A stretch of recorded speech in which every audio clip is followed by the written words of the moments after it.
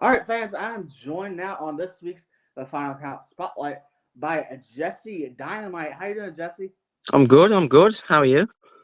I'm doing pretty good. Doing pretty good. Thank you for joining me on this week's The Final Count Spotlight.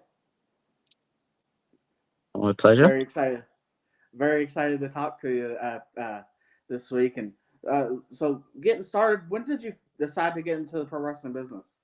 Well, it was February 2022 I started, so I'm still pretty new. But yeah, literally about 18 months I've been wrestling. Yeah.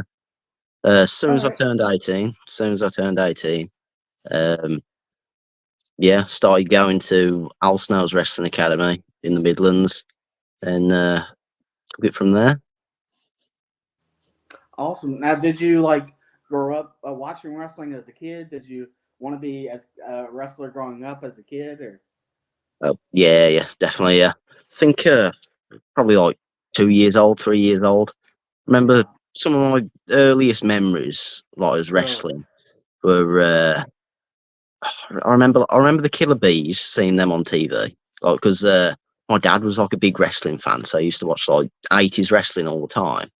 So I right. remember seeing like the Killer Bees and like Randy Savage and Jimmy Snooker, and like, I remember seeing that and being like mesmerised by that.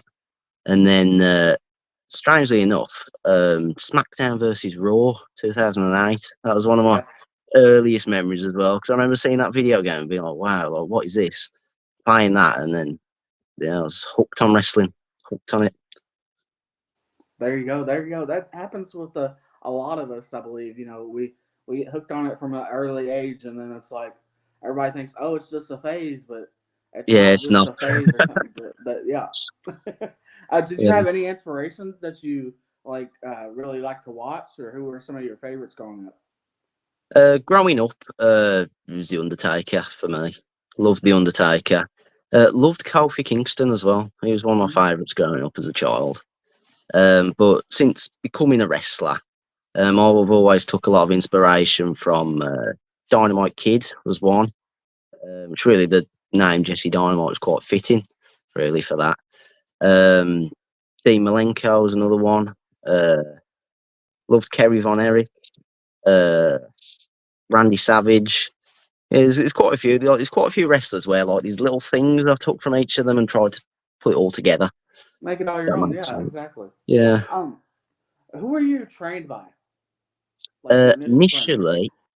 Initially, I was trained with ASWI, which is Al Snow's Wrestling Academy. But at the moment, I'm training a few different places.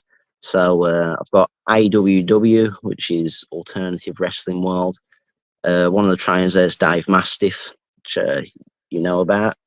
Mm-hmm. Then I've been training at Aspire Wrestling as well, which their head trainer is Paul Mallon, who's quite an accomplished wrestler here in the UK.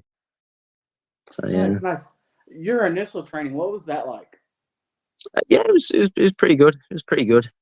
Um, I went there. Yeah, as I said, February 2022, and the class was quite small, which was good because obviously the less people there is, the more ring time you're getting.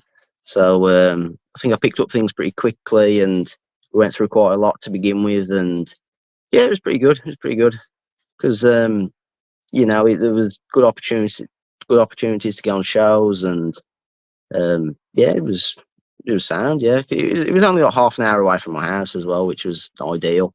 So yeah, it was pretty good. Gave me the platform I needed, and There. yeah, helped me on the way to LVW, which was good. Yeah, and I'm sure it put eyes on you. Like it puts eyes on you and gives you the opportunity. Being Al Snow Wrestling Academy, it gives you that opportunity in that sense of like, hey, Al Snow's, I'm sure watching it and seeing the guys there, the guys and girls there, and so I'm sure for sure it definitely gave you that advantage in that sense. Um, Yeah, do you remember your first match? And if so, what was that like? yeah, I do. Yeah, I hadn't been training long, literally about a month, and I remember it was quite crazy, really. First match, it was in a cage. It's the only cage match I've ever done. It was the first match, which was crazy, and it was for the promotion's title as well, which obviously set the nerves a bit. I was like, oh, I'm a bit nervous now, but yeah, it was crazy experience. It's like I was really nervous beforehand, like I'd only been training like a month, but yeah, went out there. I think we had a good match. I think we had a really good match.